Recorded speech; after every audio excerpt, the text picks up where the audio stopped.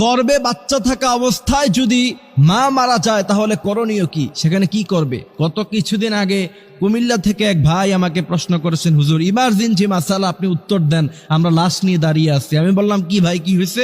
তিনি বলছেন, আমরা হসপিটালে নিয়ে গিয়েছিলাম এক অন্তঃসত্ত্বা মাকে, সেখানে নেওয়ার পরে একটু পরেই ডেলিভারি হওয়ার কথা, ডাক্তার ভুলে কি ইনজেকশন দিয়েছে, তার কারণে 1 মিনিটের মাথায় অন্তঃসত্ত্বা মা সে মুহূর্তের মধ্যেই দুনিয়া থেকে চলে গিয়েছে, বিদায় হয়ে গিয়েছে।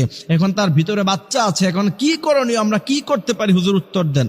আমি মুহূর্তের মধ্যে থমকে গেলাম, কারণ এমন প্রশ্ন আমার জীবনে আমি কোনোদিন শুনি নাই। এই জন্য আমি এটা জাতির উদ্দেশ্যে আলোচনা করে দিচ্ছি আজকের আলোচনায়। অবশ্যই আমাদের আলোচনা যারা শুনছেন, আদ-দাল্লু আলাল খায়রি কাফাইলিহি, এই হাদিসের ইস্তেদলালে আপনারা এটাকে শেয়ার করে দিবেন বেশি বেশি, যাতে করে গোটা জাতি জানতে পারে। কারণ একটি মাসালা, আপনি আমল করেন অথবা না করেন, আপনি শিখলেন, বিশ্বনবী বলছেন নফল নামাজ পড়লে যে পরিমাণ সওয়াব, সেই পরিমাণ সওয়াব আল্লাহ পাক তোমার আমল নামায় দিয়ে দিবে। আমি অবাক হইছি যে এই প্রশ্ন তো কখনো পাই নাই। পরে আমি গবেষণা করে এটার উত্তর যেটা পেয়েছি, যদি সন্তান গর্ভে থাকা অবস্থায় কোনো মা মৃত্যুবরণ করে, যেহেতু এখন সায়েন্সের জামানা, যেহেতু এখন মেশিনারিজের জমানা, অবশ্যই চেক করে নিতে হবে সাথে সাথে যে বাচ্চা ভিতরে জীবিত আছে কিনা। সাধারণত বাচ্চা মা মারা গেলে বাচ্চা সাধারণত সাথে সাথে মরে যাবে। তারপরেও যদি কোনো কারণ আল্লাহ পাক তার হায়াত রাখে, সে যদি বেঁচে থাকে, অবশ্যই অপারেশনের মাধ্যমে বাচ্চাকে বের করে আনতে হবে, অবশ্যই এটা করতে হবে। আর যদি না হয় তাহলে কি করবেন? আমাকে প্রশ্ন করা হচ্ছে, হুজুর বাচ্চা যদি ভিতরে মারা যায় তাহলে কি তাকে আলাদা বের করে আলাদা জানাজা দিব নাকি একসাথে দিয়ে ফেলবো? এখানে হচ্ছে মূলত মাসালা।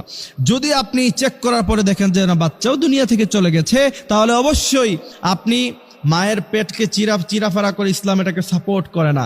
মৃত্যুর পরে পোস্টমর্টম যেটা করা হয় বর্তমানে, যদি একান্ত কোনো প্রয়োজন না পড়ে, সাধারণ কোনো কারণে পোস্টমর্টম করা ইসলাম এটাকে জায়েজ করে নাই।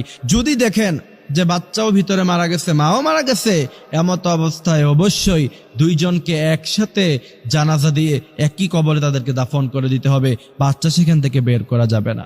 এই জন্য প্রিয় ভাইরা আমার, দুনিয়া নিয়ে এত আয়োজন, এত কিছু, অথচ একটু আগেই সেই বাবা জানতেন না, সেই স্বামী জানতেন না যে সে খুশিতে ছিল যে একটু পরে আমার সন্তান আসবে, আমি মানুষকে মিষ্টি খাওয়াবো, মিষ্টির টাকাটাও পকেটে এখনো পর্যন্ত আছে। কিন্তু 1 মিনিটের ব্যবধানে আল্লাহ কি করে দিলেন, তার সন্তানও নাই, তার প্রিয়তমা স্ত্রী, যার সাথে এত কাল এত সময় সে কাটিয়েছে, কত আলাপ, কত খুনছুটি, যা আমার মেয়ে হলে এই নাম রাখবো, ছেলে হলে এই নাম রাখবো, কত আলাপ আলোচনা, কত কিছু, কত গল্প, কিন্তু কোথায় গেল? 1 মিনিটের মাথায় তার বাচ্চাও নাই, তার প্রিয়তমা স্ত্রীও নাই। এই জন্য প্রিয় ভাইয়েরা আমার, দুনিয়ার জীবনটা হচ্ছে ক্ষণস্থায়ী। এই ক্ষণস্থায়ী জীবন